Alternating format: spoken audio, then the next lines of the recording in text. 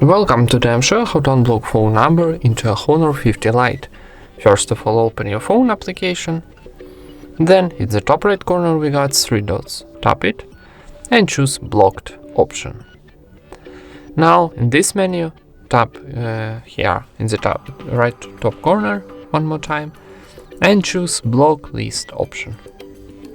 And here we got our blocked phone number. So for unblocking, need to press and hold, then select. For example, I wanted to delete these two numbers. So select this number, and on the bottom we got remove button. Tap it, remove this number, and confirm operation, tapping remove one more time.